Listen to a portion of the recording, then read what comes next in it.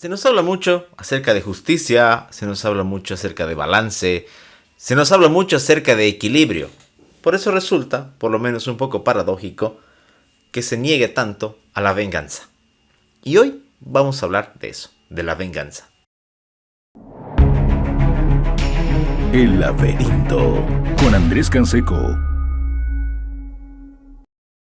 En el libro del fantasma, Alejandro Dolina escribe: la hora de la venganza solo suena para los derrotados. Y esa es la primera posición que debemos admitir, que para que alguien pueda proclamarse acreedor de una venganza, para que uno pueda declararse digno de iniciar una venganza, tiene que haber admitido que ha perdido, que ha sido derrotado, que ha sido humillado, que ha sido abofeteado, que ha sido herido, que ha sido, como dicen, hasta primereado, que ha sido ofendido. Y es ahí donde aparece justamente esta idea de que, lejos de parecer una situación de soberbia, pone a la venganza en una situación de humildad. Yo he perdido, yo he derrotado, yo he sangrado. Entonces toca equilibrar el mundo. Equilibrar el mundo, sí. Y aquí vamos a empezar a pensar y preguntarnos si esta idea de la venganza corresponde a un orden natural o a un orden cultural. Uno puede observar en la naturaleza ciertas actitudes de ciertos animales que tal vez se podrían considerar revanchas, tal vez se podrían considerar instintivos, pero la venganza elaborada, la venganza planificada, la venganza armada y que toma su tiempo porque además es consciente del tiempo, es sin duda la del ser humano. Culturalmente podremos encontrarla en muchísimas civilizaciones, en distintos grupos que, en su manera más colectiva y en su manera más primitiva tal vez, se han ocupado de darle ese elemento de equilibrio a lo que ha sido una ofensa. Inclusive los griegos, esos griegos que tantas veces hemos recordado y seguiremos haciendo, concebían a Némesis como la diosa de la venganza.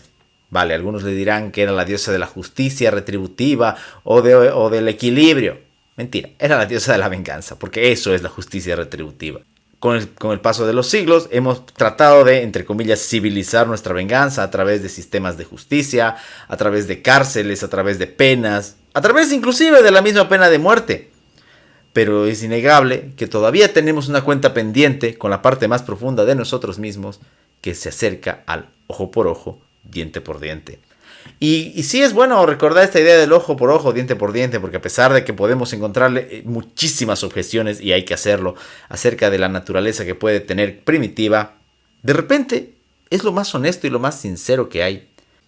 Las historias, tanto ficticias como reales en la humanidad, nos van a dar centenas de personajes que se han sentido humillados, que se han sentido agredidos, que han sentido que su vida se les ha sido arrebatada y que por eso tienen que encontrar un espacio para la venganza. Situaciones en las que la ley no ha alcanzado, situaciones en que las instituciones, que por supuesto hay que seguir defendiendo hasta donde se pueda, no han podido cumplir o no han querido cumplir su labor, jueces corruptos, policías vendidos, políticos influyentes, inclusive hasta el mismo azar, han evitado que la justicia se haga en su manera formal. Entonces el ser humano ha tomado la decisión de equilibrarlo a su manera, al precio que él asuma, porque también hay que decirlo, el iniciar un proceso de venganza implicará seguramente que el agresor, si es que de verdad no ha escarmentado, vuelva y desencadene otra espiral. Por eso tal vez es importante pensar en las venganzas individuales, en las venganzas singulares. No tanto en las colectivas, no tanto en las tribales, que obviamente han estado en el desarrollo de la historia. Puede verse a los miembros de una tribu agredidos por otra y haber iniciado una guerra interminable hasta perder el registro, inclusive de quién había lanzado la primera piedra. Es por eso también que las venganzas de carácter político son tan dañinas y no hay ser más vengativo en la política que el revolucionario, eso se los aseguro. No hay ser más radical que el revolucionario. Uno en su versión más moderna, entre comillas, por lo menos en el sentido temporal de la palabra, puede encontrarse con comparsas, fraternidades, barras, que en su disputa toman a la venganza, no sé si como una justificación, no sé si como una causa, sino más bien como para un pretexto. Un pretexto en el que, como pasaba en las hordas primitivas, ya no se recuerda quién fue el que dañó. Inclusive podemos encontrarlos en los carnavales, recordando que cada uno debe jurar que al año siguiente va a tomar revancha por lo que le hicieron el año pasado. No sé si les cuentan como venganza. Ahí yo creo que sería más una cuestión de justificación absurda para la violencia. No, yo creo que las venganzas existen como algo individual, como algo personal. Alguien que se ha sentido robado, que se ha sentido engañado, estafado, y al no encontrar justicia en las instituciones, va y toma esa justicia por sus manos, en el nivel que sea. Y ahí es donde aparece esta idea de balance. Y de repente es lo más difícil cuando se trata de la venganza, encontrar la manera de que el pago sea similar. Porque nunca puede ser idéntico. Por ejemplo, un burócrata que ha estafado a ciudadanos comunes no necesitará esperar que el otro sea burócrata y se inviertan los papeles para que pase exactamente lo mismo. Eso es una estupidez. Hay otras formas seguramente de equilibrar esa balanza. Las religiones, a su manera, han tratado siempre de erradicar la venganza, puesto que la consideran indigna, un acto mierda. Las religiones han tratado de eliminar la venganza, pues la consideran actos que no deben ser tomados por la mano del hombre. Hay una justicia divina, dicen ellos, yo no creo en ella, que podrá encargarse de dar ese equilibrio universal a las situaciones. Del mismo modo, una nueva especie de modernidad, así medio hippie, medio vendida con balances universales del karma y demás, trata de vendernos la idea de que uno no debe tomar venganza del prójimo, que debe decir, si no darle la otra mejilla, dejarlo para que el mundo haga lo suyo. Si uno asume que puede y que debe tomar venganza por algo, es porque no cree que exista algo o alguien que pueda hacerlo en el más allá. Además, termina siendo por lo menos paradójico que se trate de erradicar la venganza desde la religión. Uno puede encontrar, como tantas cosas en la Biblia, citas que nos van a dar la idea no solamente de un Dios bondadoso, sino también de un Dios vengativo. Dice la Biblia, mía es la venganza y la retribución. Dice Dios, mía es la venganza, yo pagaré. Porque Dios de las retribuciones es el Señor, Él dará la paga. Vengador es el Señor e irascible, etcétera, etcétera, etcétera. Como siempre, la religión o ese Dios y sus prosélitos, y queriendo imponer cosas que ellos serían incapaces de hacer. Borges, a su manera, trataba también el tema de la venganza. Y yo recuerdo particularmente dos situaciones. Una en la que se refiere a la doctrina del perdón, en la que hace una referencia a Oscar Wilde, en un poema del libro Los Conjurados, pero sobre todo a su idea del olvido. Para Borges, y no solamente el Borges poeta, sino el Borges narrador y ensayista, no existía otra venganza que no sea el olvido, y tampoco otro perdón. Pero ¿somos verdaderamente capaces de olvidar y de perdonar? Verbos que claramente significan cosas muy, muy diferentes. Si yo perdono algo es porque estoy consciente de ese hecho y lo estoy dejando pasar.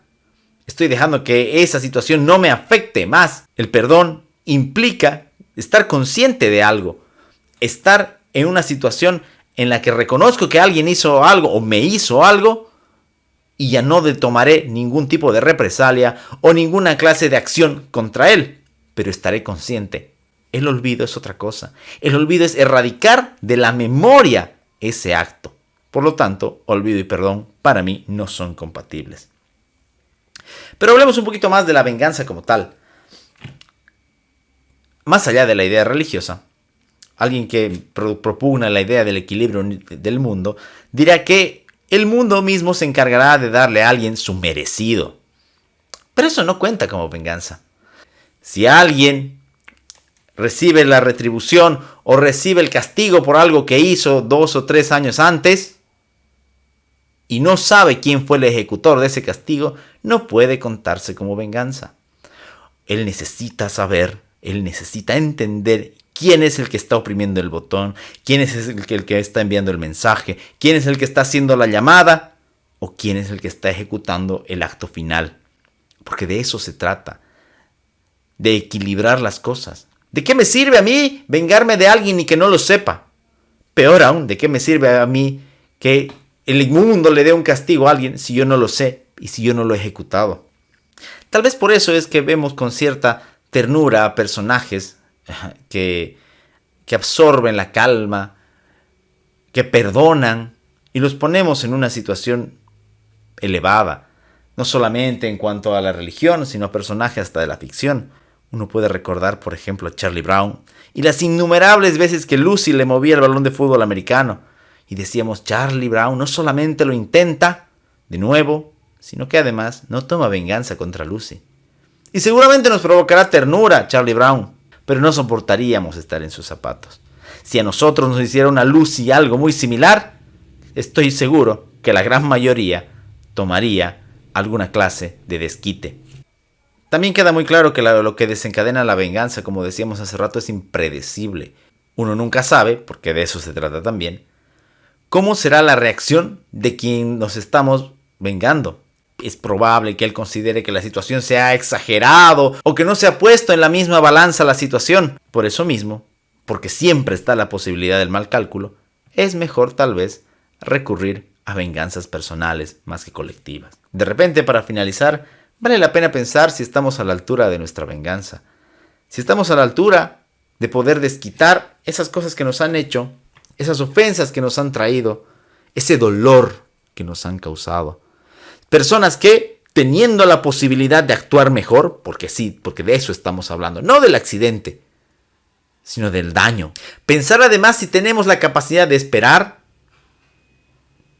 de preparar, casi como el Conde de Montecristo, de soñar nuestras venganzas y de saber que un día, quizás aunque no las logremos, nos muestran que en el fondo seguimos siendo esos seres instintivos a los que la civilización y las instituciones no han podido darles una respuesta y que necesitamos por eso saldar esa deuda, porque al final también se trata de eso, de acreedores y de deudores. Y es cierto, aunque deberíamos tratar de civilizar más nuestro presente, que ya de por sí es muy violento y que ya por sí es demasiado tenso, tampoco está bien que nos olvidemos de quienes nos dañaron, porque aunque a veces deseemos un mundo más ordenado, menos caótico y menos violento, no podemos olvidar que nuestra vida es irrepetible y única.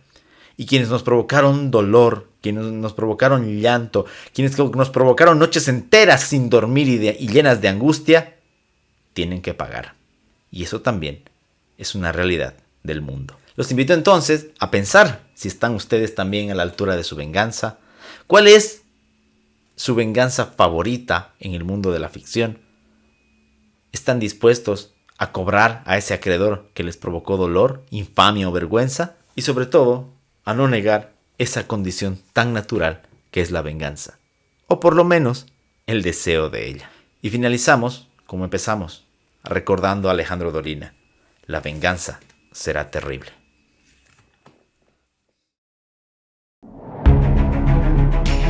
El laberinto con Andrés Canseco.